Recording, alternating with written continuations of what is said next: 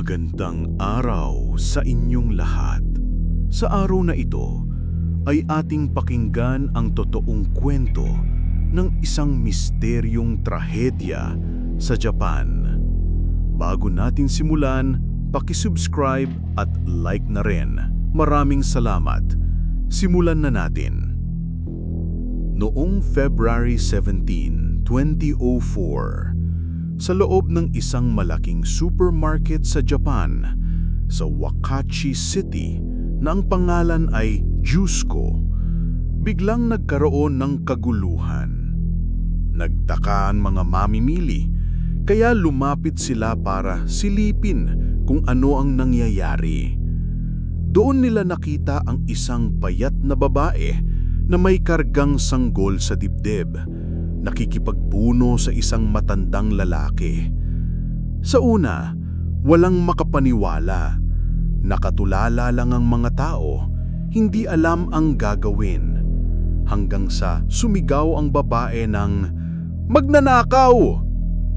Ang matandang lalaki, na halos 59 o 69 na ang edad, ay naitulak na ng babae at kanyang sanggol sa pader ng ATM. Mahigpit ang kanyang kamao na parang may hawak na bagay na kinuha niya sa babae. 3 lalaki mula sa mga nakakita ang biglang sumugod. Pinadapa nila ang matanda at pinilit na buksan ng kanyang kamao para makuha ang di umano'y ninakaw. Pero hindi talaga niya binibitawan. Kaya tinawag nila ang mga pulis na malapit lang at agad itong dumating at pinusasan ang matanda. Habang nakadapa siya, sumisigaw siya na wala siyang ginagawang masama. Pagkaraan ng ilang sandali, nagsimula siyang umungol ng parang kakaiba, tapos bigla na lang sumuka at nawalan ng malay. Dumating ang mga pulis at habang hinihintay ang ambulansya, nabuksan nila ang kanyang kamao.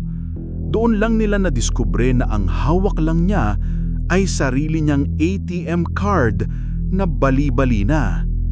Ang kanyang pitaka ay kanya rin at ang mga dala niyang bag ay puro gamit para sa alaga. Mga pinamili niyang supplies para sa alagang hayop ng kanyang apo. Wala siyang ninanakaw. Samantala, sa sobrang gulo ng pangyayari, nakalimutan ng mga pulis na silipin ang kalagayan ng babaeng biktima. Nang hanapin nila ito sa paligid, wala na siya. Tinanong nila ang mga tao kung may nakakakilala o nakakita kung saan ito pumunta. Pero wala ni isa ang makapagsabi. Medyo nagtaka ang mga pulis na basta na lang siyang umalis ng hindi nakikipag-usap. Pero inisip nila na kung nakalakad siya palayo, baka ayos lang ang lahat. Kaya tinuring nila itong tangkang pagnanakaw at isinanana ang kaso. Kinabukasan, pumanaw ang matandang lalaki, tinawag siyang Mr. N sa mga ulat ng pulis dahil sa heart failure na dulot ng matinding stress. Para sa pulisiya, simple lang. Binago nila ang report, nilagay na patay na ang suspect at hindi na nag-imbestiga pa. Pero hindi iyon matanggap ng kanyang pamilya. Para sa kanila, imposibleng umatake ng basta-basta si Mr. N. Mabait siyang tao. Retirado na matapos magtrabaho ng 40 taon sa isang kumpanyang kemikal. Nakatira siya kasama ang asawa, anak at apo.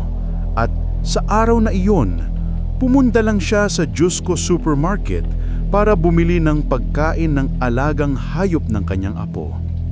Kaya't nakiusap ang kanyang pamilya sa pulisiya na buksan muli ang kaso at imbestigahan ang misteryosang babae. Sa una, ayaw ng pulis. Pero sa huli, pumayag silang silipin ang CCTV footage ng supermarket. Doon nagsimula ang mas nakakakilabot na bahagi. Sa video, makikita ang babae 5 minuto bago dumating si Mr. N.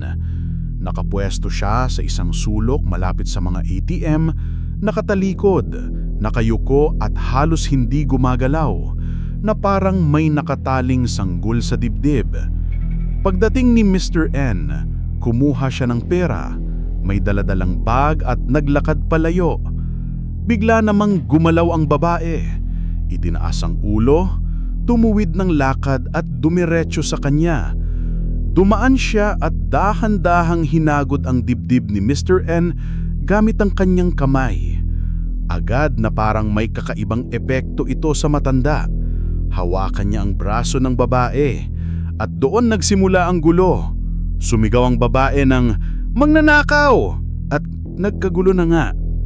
Lumapit ang tatlong lalaki mula sa crowd, pinatapa si Mr. N, dumating ang pulis, at habang abala ang lahat, tumayo lang ang babae, naglakad sa harap ng mga tao at biglang naglaho.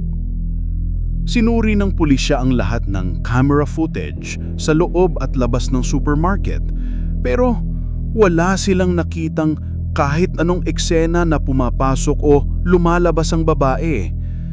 Para bang bigla na lang siyang sumulpot sa sulok na iyon para targetihin si Mr. N at pagkatapos, naglaho na parang bula.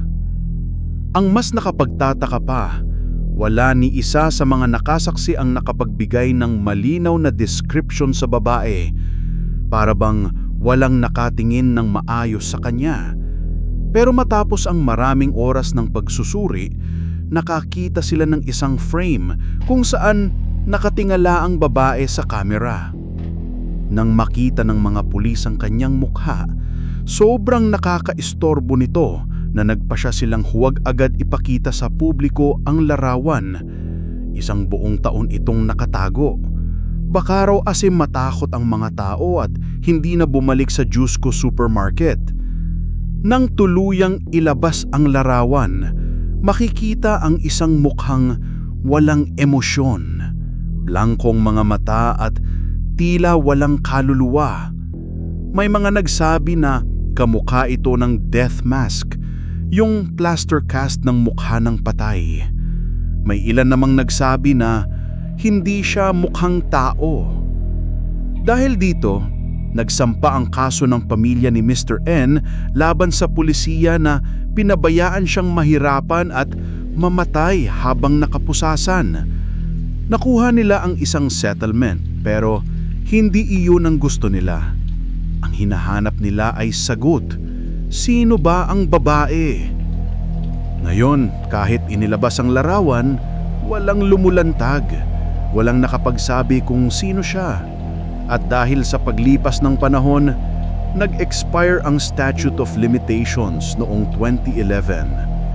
Hanggang ngayon, kilala ang insidente bilang The Jusko Phantom, isang misteryosong kaso sa Japan na patuloy pa ring pinag-uusapan hanggang ngayon. Kung natapos mo ang video na ito, maraming salamat sa panonood. At kung gusto mong suportahan ng channel, paki-subscribe at like na rin. Salamat ulit at kita-kits tayo sa next video.